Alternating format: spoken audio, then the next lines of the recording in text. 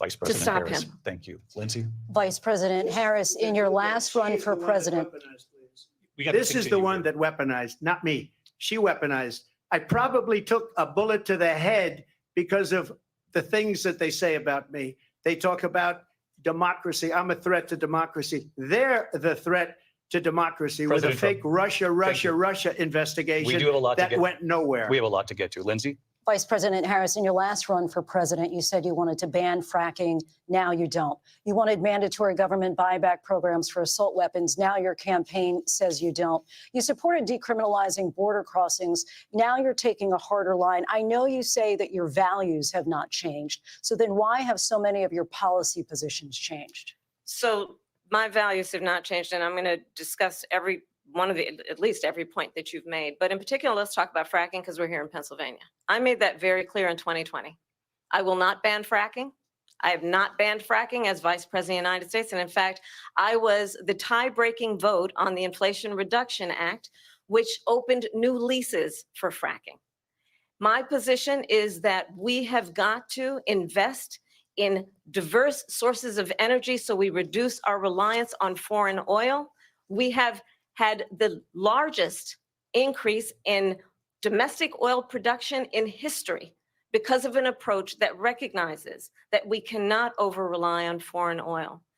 As it relates to my values, let me tell you, I grew up a middle-class kid raised by a hardworking mother who worked and saved and was able to buy our first home when I was a teenager.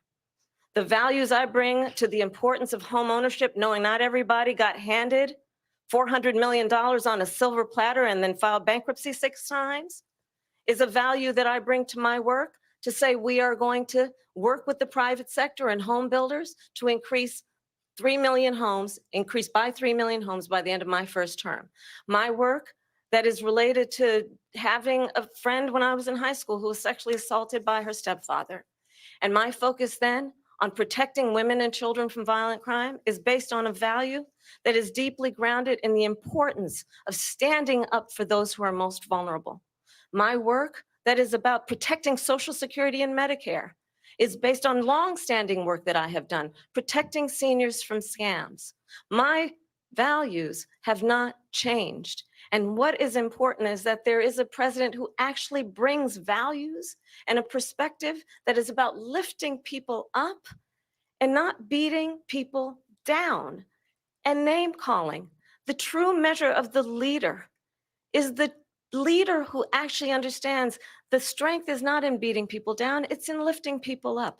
I intend to be that president. President Trump, your Well, first of response? all, I wasn't given $400 million. I wish I was. My father was a Brooklyn builder, Brooklyn, Queens, and a great father, and I learned a lot from him. But I was given a fraction of that, a tiny fraction, and I built it into many, many billions of dollars, many, many billions. And when people see it, they are even surprised. So we don't have to talk about that. Fracking, she's been against it for 12 years. Defund the police, she's been against that forever. She gave all that stuff up very wrongly, very horribly, and everybody's laughing at it, okay? They're all laughing at it. She gave up at least 12 and probably 14 or 15 different policies. Like, she was big on defund the police. In Minnesota, she went out, wait a minute, I'm talking now, if you don't mind, please. Does that sound familiar? She went out in Minnesota and wanted to let criminals that killed people, that burned down Minneapolis, she went out and raised money to get them out of jail. She did things that nobody would ever think of. Now she wants to do transgender operations on illegal aliens that are in prison. This is a radical left liberal that would do this. She wants to confiscate your guns, and she will never allow fracking in Pennsylvania. If she won the election, fracking in Pennsylvania will end on day one. Just to finish, one thing so important in my opinion. So I got the oil business going like nobody has ever done before. When they took over, they got rid of it, started getting rid of it, and the prices were going up the roof. They immediately let these guys go to where they were. I would have been 5 times, 4 times, 5 times higher, because you're talking about 3.5 years ago. They got it up to where I was because they had no choice, because the prices of energy were were quadrupling and doubling. You saw what happened to gasoline. So they said, let's go back to Trump. But if she won the election, the day after that election, they'll go back to destroying our country, and oil will be dead. Fossil fuel will be dead. We'll go back to windmills, and we'll go back to solar, where they need a whole desert to get some energy to come out. You ever see a solar plant? By the way, I'm a big fan of solar, but they take 400, President 500 acres of desert President soil. Trump, we have a These lot are of not good issues things that for we the have to get environment to. that We're she out of time. understands. Thank you. Lindsay, thank you. We have an election in just 56 days. And I want to talk about the peaceful transfer of power, which, of course, we all know is a cornerstone of our democracy, and the role of a president in a moment of crisis. Mr. President, on January 6th, you told your supporters to march to the Capitol. You said you would be right there with them. The country and the world saw what played out at the Capitol that day, the officers coming under attack. Aides in the West Wing say you watched it unfold on television off the Oval Office. You did send out tweets, but it was more than 2 hours before you sent out that video message telling your supporters to go home. Is there anything you regret about what you did on that day? You just said a thing that isn't covered. Peacefully and patriotically, I said during my speech, not later on. Peacefully and patriotically.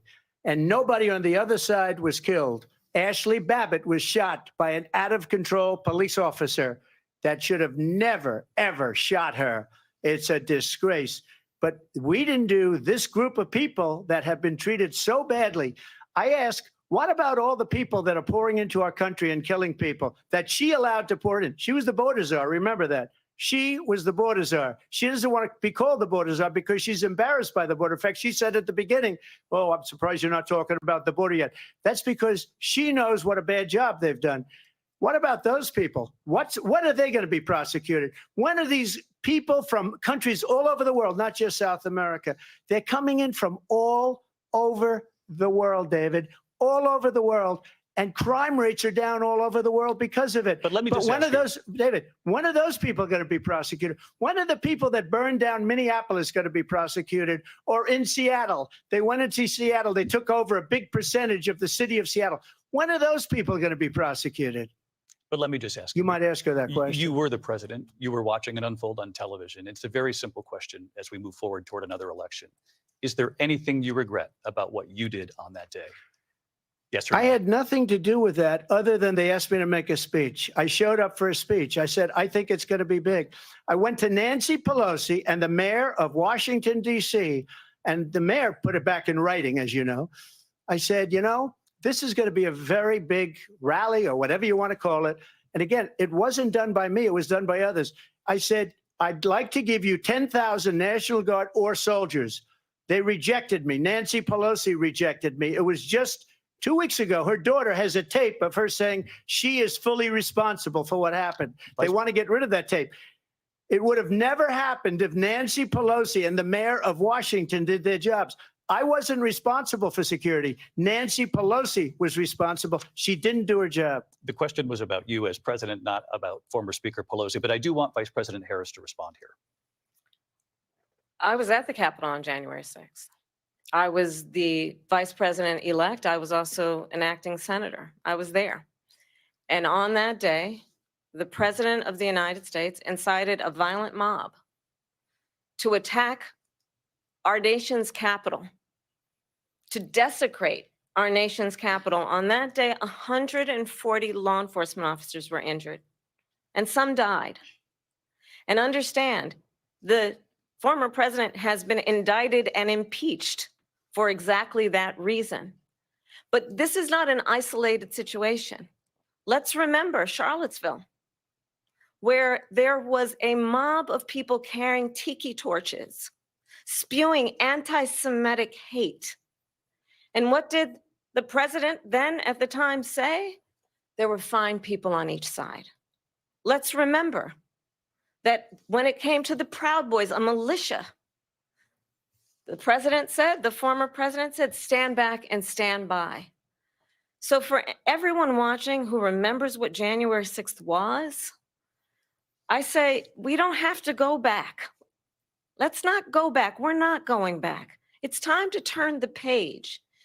And if that was a bridge too far for you, well, there is a place in our campaign for you to stand for country, to stand for our democracy, to stand for rule of law, and to end the chaos, and to end the approach that is about attacking the foundations of our democracy because you don't like the outcome. And be clear on that point. Donald Trump, the candidate, has said in this election there will be a bloodbath if this and the outcome of this election is not to his liking. Let's turn the page on this. Let's not go back. Let's chart a course for the future and not go backwards to the past. Let me just follow up here.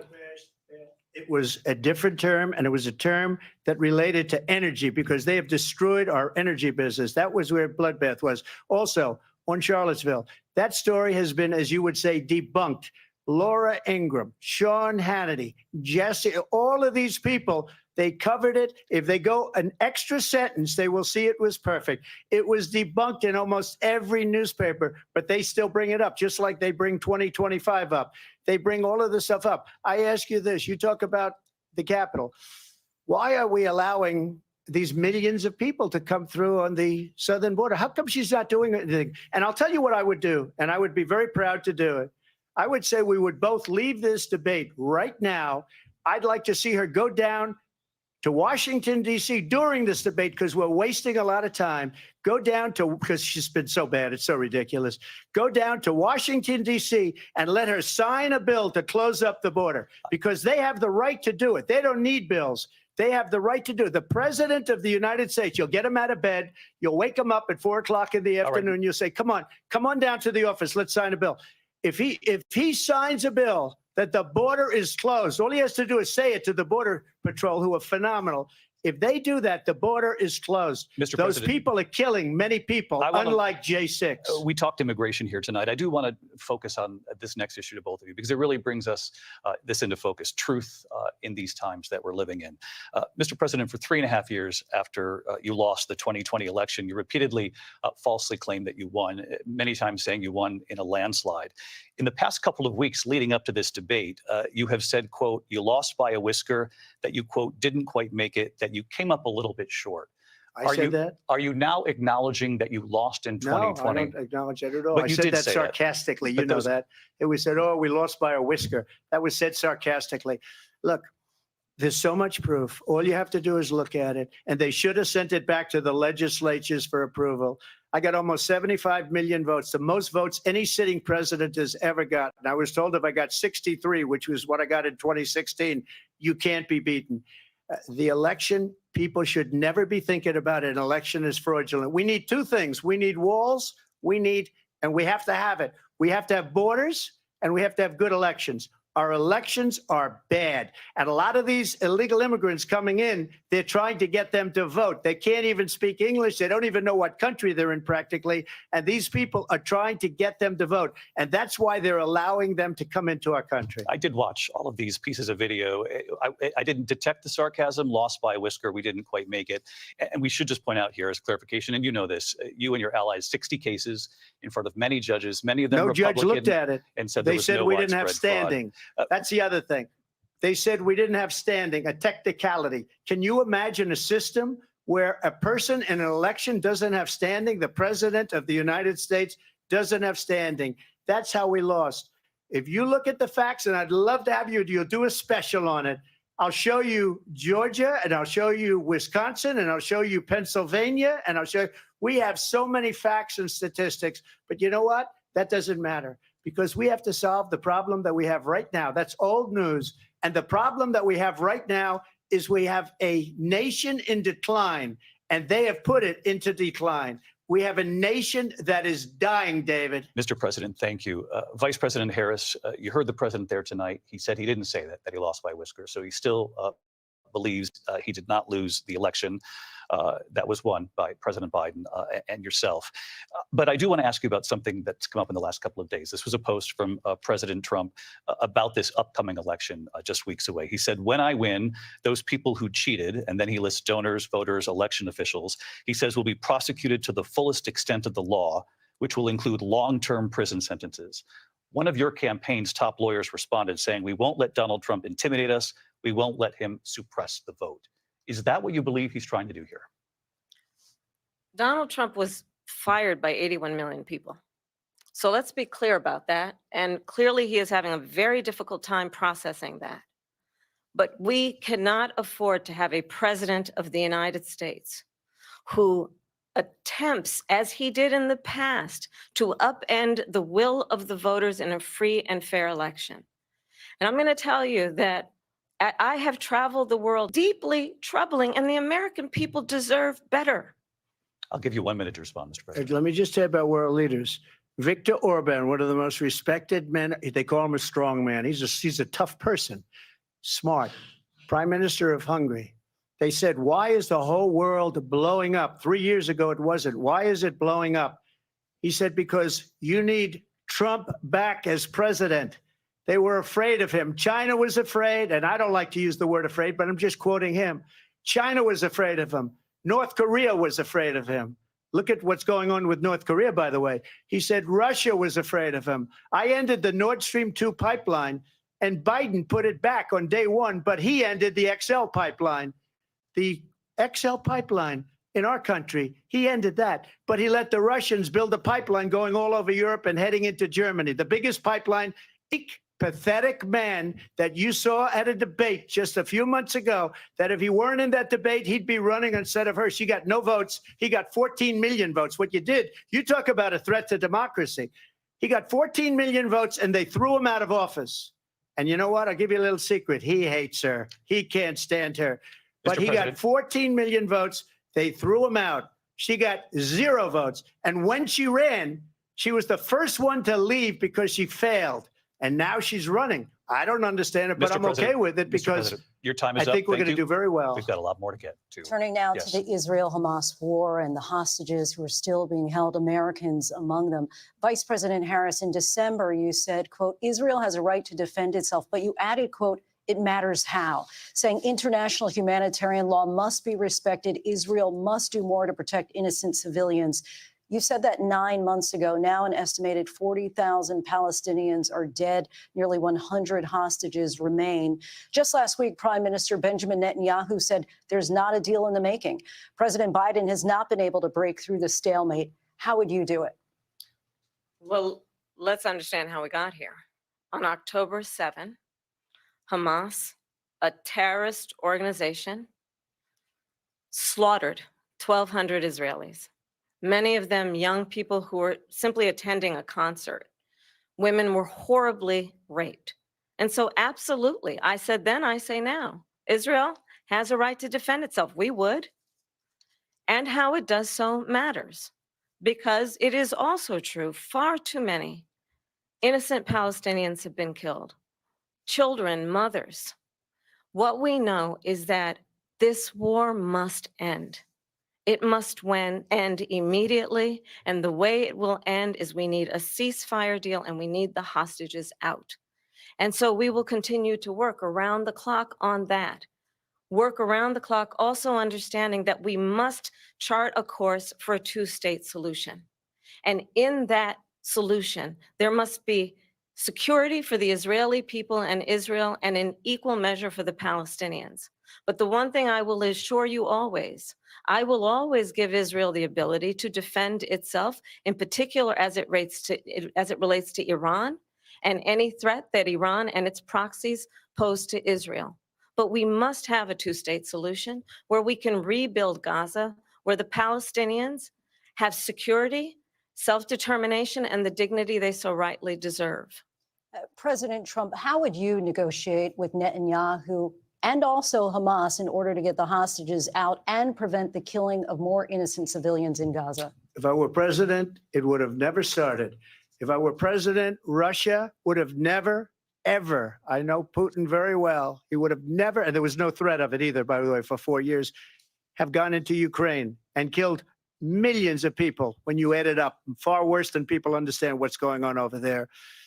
But when she mentions about Israel, all of a sudden, she hates Israel. She wouldn't even meet with Netanyahu when he went to Congress to make a very important speech. She refused to be there because she was at a sorority party of hers. She wanted to go to the sorority party.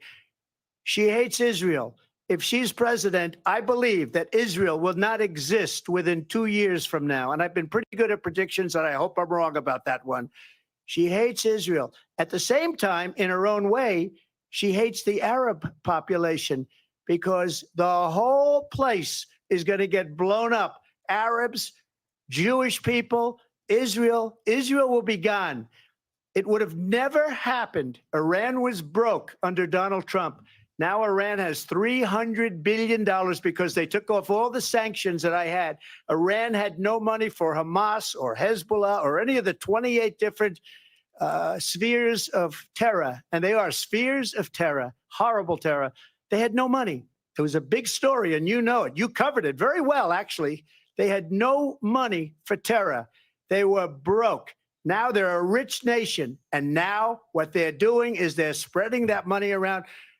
Look at what's happening with the Houthis and Yemen. Look at what's going on in the Middle East.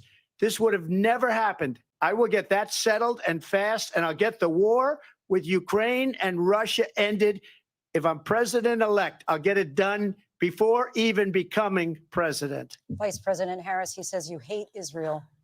That's absolutely not true. I have my entire career and life supported Israel and the Israeli people. He knows that. He's trying to, again, divide and distract from the reality, which is it is very well known that Donald Trump is weak and wrong on national security and foreign policy. It is well known that he admires dictators, wants to be a dictator on day one, according to himself. It is well known that he said of Putin that he can do whatever the hell he wants and go into Ukraine. It is well known that he said when Russia went into Ukraine, it was brilliant.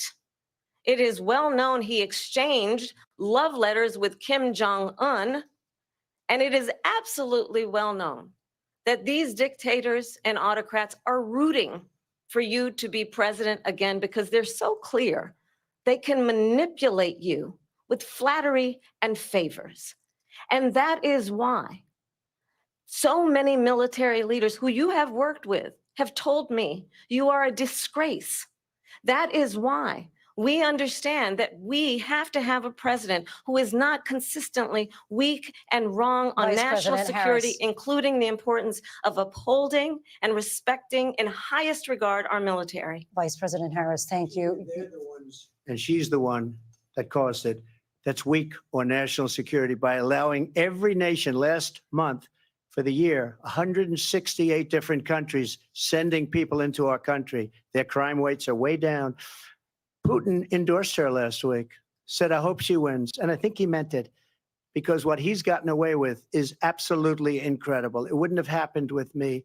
The leaders of other countries think that they're weak and incompetent, and they are. They're grossly incompetent. And I just ask one question. Why does Biden go in and kill the Keystone Pipeline and approve the single biggest deal that Russia's ever made, Nord Stream 2, the biggest pipeline anywhere in the world going to Germany and all over Europe? Because they're weak and they're ineffective. And Biden, by the way, President gets paid Trump, a lot of money. Thank you. We have a lot of issues to get to. We'll be right back with much more of this historic ABC News presidential debate from the National Constitution Center right here in Philadelphia. Back in a moment.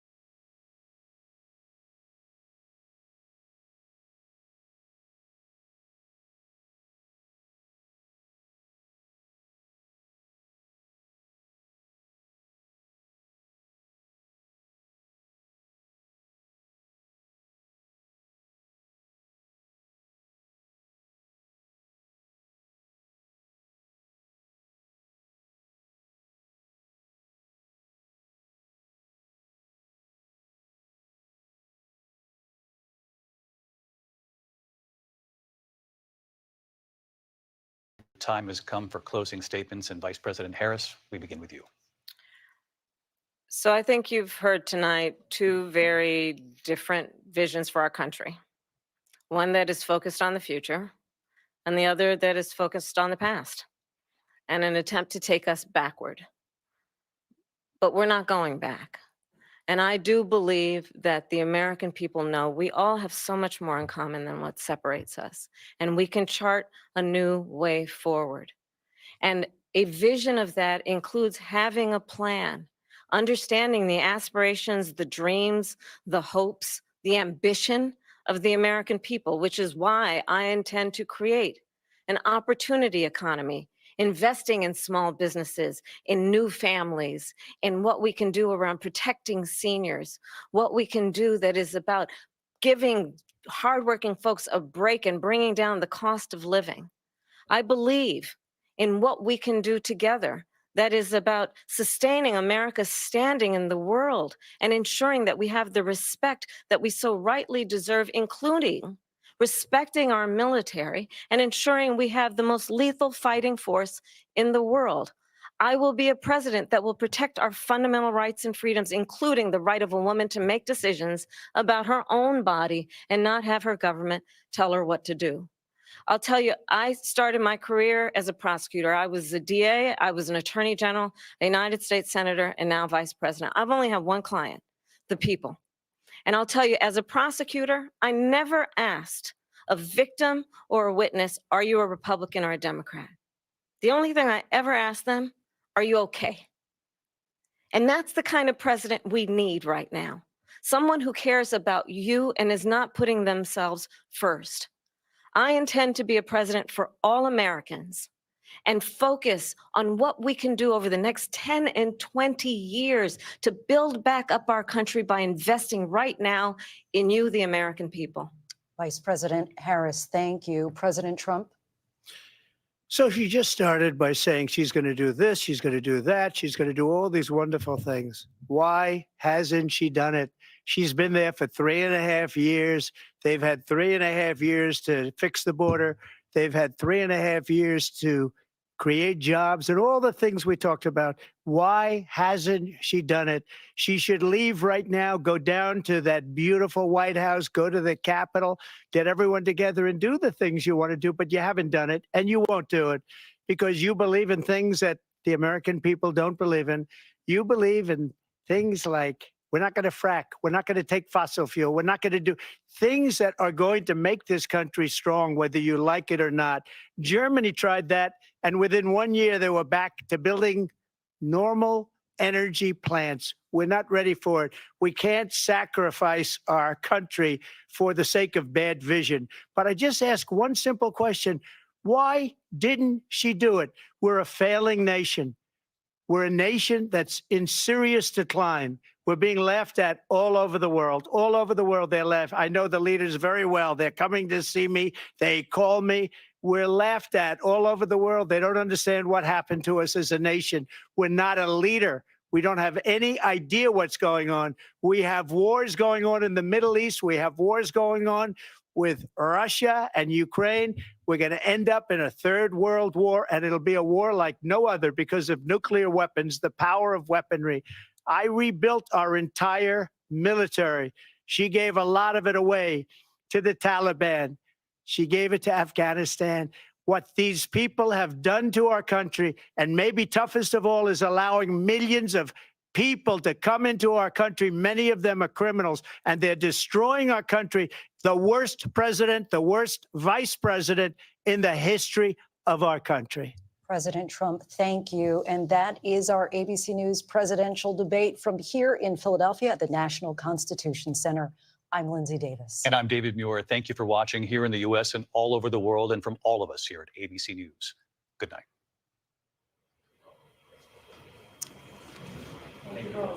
Thank you. And we are here live on ABC with our post-debate comments. I'm Martha Raddatz.